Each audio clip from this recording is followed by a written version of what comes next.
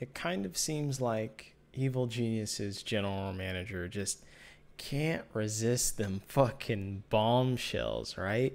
Sexy playmaking, solo kills, like, god damn.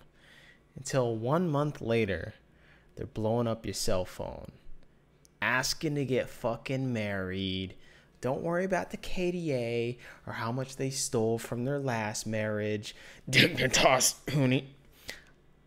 But we'll get to Evil Genius's general manager later. So their entire lineup is Impact in the top lane, Svenskeren in jungle, Chizuke in mid, and Deathly and Ignar in the bot lane. Now, on paper, actually, this squad doesn't look super bad. They could certainly go for maybe middle of the pack or upper, depending on the temperature of the fucking day. But as you can see, this is where I'm going to get to. But let's go with something a little bit more consistent, that isn't affected by global warming, and that is Impact, right? Impact, I actually love him on this team because all right, first of all, he has the ability to chill, support the team during team fights or even cross-map plays, right? So he's like the Rock, right? But he is always the Rock anyways. Man, he should be like, they should make him like dress up as Dwayne Johnson or some shit. Anyways, side tangent. I think he's actually going to do wonders for this team. And if maybe people can rein in their play style just a little bit, he'll be able to actually help out as the game progresses later. Because as we know, Impact, he kind of turns it up as the game continues to go on longer and longer, right? He's not really going to get an advantage early unless you fucking try and gank him. And so realistically, he's just going to be like this guy chilling, waiting for team fights, maybe waiting for cross-map plays. I think his Shen is going to be a fucking banger pick for him with Chizuke or Ignar plays. So that's even more of a reason to probably ban his Shen now in this iteration of, who he's playing with. So I think I just love Impact's style of play. I think he's a very consistent player. He's very rock solid, and he's always like top 3 top laners in the entire league. So you can't really go wrong with Impact when you have him on your team. I would have liked to see Impact go to a team to where maybe he has to carry a little bit more. This certainly isn't the team to do it in. But, that's just one of my whimsical fantasies. Maybe I'll get to see that someday. Freudian slip. Now we go to Svenskeren. I actually think he'll kind of have like a renaissance of a sort because he can play reliably towards mid lane. That's not to say that he didn't last year, but he's basically been able to do this for his entire career, right? He's always been the guy that played towards mid lane, basically on every single team. Now that I think of it, yeah. So this is same thing in Tune, same thing this year. And this time, he doesn't have an inting top laner. So this will be really fucking great to where Svenskeren now doesn't have to put out multiple different fires and shit, right?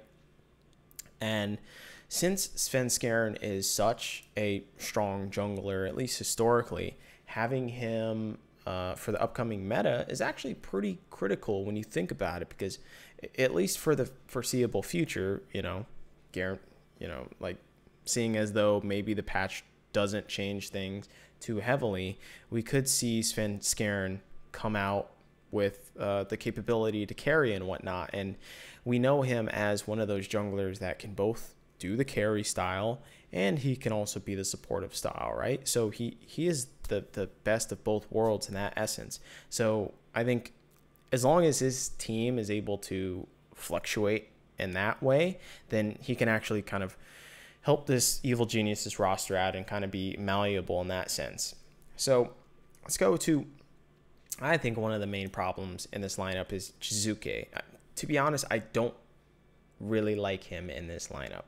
While I said he pairs well with Impact, right? Because, well, you know, Impact's going to be the solid top laner. You can get a little bit crazy elsewhere on the map, right? Like, people can take more risks. And I think that's the idea maybe that the person who was constructing this roster had come up with. But that's the only stop forcing him from inting, basically, right? He's somewhat of a coin flip player in the fact that he can single-handedly win you the game, but also he can single-handedly lose you the game. And I'm not down with that. I can't ride with those types of players. You know, it seems like a very greedy play style, right? I mean, he had the second highest death share out of any mid laner in the summer split of 2020. He had negative CSD and quite low kill participation compared to other mids. So now you have to wonder, well, is it all worth that sacrifice, right? Is it all worth it for him to try and, you know, big up and do some nasty shit to the other mid laner? It's just like, no, I really don't think so. I'd rather go with something more consistent, and also something that is more consistent, which then means that the meta isn't going to affect him incredibly large either, right? Because, well, if you think if the meta is not in his favor, well, then he's just gonna int, right? Because he's so accustomed to trying to make all these plays and shit, whereas maybe the other side of the map is the more primary objective, or, you know, it's just a primary point of power for the team, right? Like a strong bot lane, or strong top lane meta, or strong jungle meta, right? So I just worry that he is going to be one of these types of players headed into 2021, especially considering that it's an entirely new meta as well too. Pair this up with Ignar, and you might very well have two sore spots, both early and late game, because, I mean, we know how ridiculous Ignar gets in the late game oftentimes. Now, that does come with the balls that he carries in terms of, you know, making the decision making of engaging or not, but that's kind of the weight that you have to shift in that regard. Now, let's move on to the bot lane. Definitely an Ignar. Definitely, I'm actually not too sold on, but I wouldn't necessarily count him out. He did really well stats-wise in the academy for summer, you know, having some of the highest, I think it was DPM and KDA out of a whole bunch of different ADCs. And that means, because of those stats, I think they're kind of important for ADCs in the sense that both DPM and KDA combined together seem to give at least a good understanding of front to back, right? Front to back team fighting, along with the team knowing this too, right? You have to have a tank that knows how to play front to back, and you kind of need to know to have a support that plays front to back. And then, of course, Matt had his trusty sidekick, or definitely had his trusty sidekick in Matt. And so it's just like, you had motherfucking Matt as his support. So I just, yeah, enough said with that, I guess. I mean, I guess if you play a split with him, you should be deserving to get into the LCS if you still do well. Now, let's go to Ignar. Ignar, just, oh my fucking God.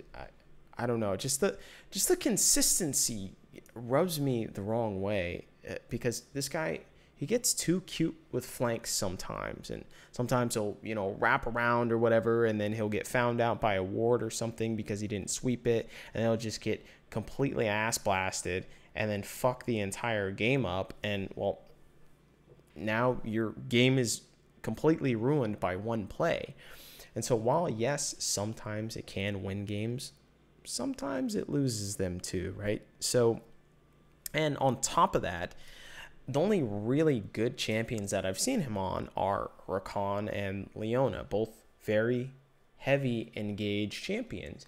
But that's what I can't fuck with. You know, he's clearly only good on hard engage and trigger pull champions. So why would I take him into a new year to where everything has kind of changed, all the items have changed, the items now, granted, seem to be more inclined towards engage heavy champions, maybe, I don't know, we'll see, but it just begs to differ as to why you would put such a risk on getting a support like him when he is clearly very limited in that sense. And you already have someone as an engage pull like Jizuke, or you could even have Svenskeren doing that as well too, or even Impact. Fuck it, right? So then it brings me, just as a side tangent, to the general manager. The general manager is the same GM. Well, I guess he was the assistant GM in Clutch Gaming, which then became GM, like the actual GM of Dignitas, and then he went to EG to be the GM, right? Kind of weird. Wait, there seems to be a little parallel that since both rosters had a key problem, I want to say it starts with an H and ends with an uni, and then Piglet as well, and just basically that roster was really just a very selfish roster, right? Both Huni and Piglet are very selfish players, like without a doubt. That's actually why Piglet is one of my favorite players, right? Or at least ADCs. So they just have an overall selfish play style, and then you then tried to have Huni and then Chizuke as well too at the same time, with Bang and the whole import mess and whatnot.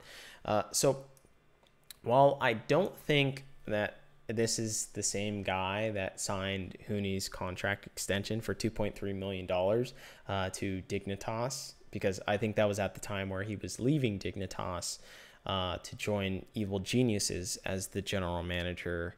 But he then goes around and signs Huni onto his new team in Evil Geniuses. It's just like, I don't know, like it's just like a breakup that he can't stand, like he just can't stand to have Huni with another guy or team. Sorry. It should be said though that this was, I think it was a business move, because Huni's contract was signed until November 2021 when he was with Dignitas, right? When he was with Evil Geniuses, right?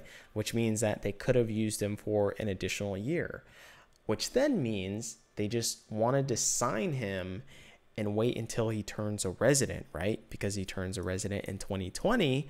So if you have, if you buy him out in 2020 from Dignitas and then have his contract extend until the next year and wait till he turns a resident, then you can request a larger buyout. Therefore, probably making money on the deal itself, right? Because he was sold to TSM.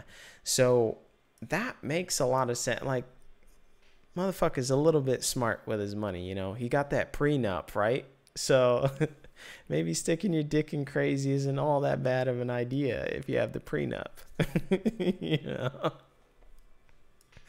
Anyways, so let's go on to the coaching staff, because more specifically, I just want to talk about Peter Dunn because I think it's an interesting choice, and I'm very indifferent about it because clearly Peter Dunn is a great development coach, because he went through Mad Lions, and then he went through Splice before, and then, way back you go to INTZ, whatever. But this entire squad is full of veterans, besides arguably Deathly, I guess. Maybe you could put that in there, but it's just strange to put someone who I think many would consider as a developmental coach, where he builds up rookies, he builds up systems, teams, infrastructure, whatnot, and he kind of gets you rolling. And this doesn't seem to be the lineup to do that. So it's a little confusing, but maybe this is actually his chance, to say that, hey, I can actually coach veterans. This is what I want to do. This is the lineup. I kind of like what, I'm seeing over here. So let's go ahead and try it, right? And as I said, developmental coaches are great for systems, but I'm not saying that I know Peter Dunn's style at all, right? I haven't really listened to him a ton. And then I didn't watch a whole lot of LEC last year either. So, this is kind of with a grain of salt altogether anyways. Overall, I think Evil Genius's roster is a little bit too gung-ho, both in the sense of Jizuke and in Ignar.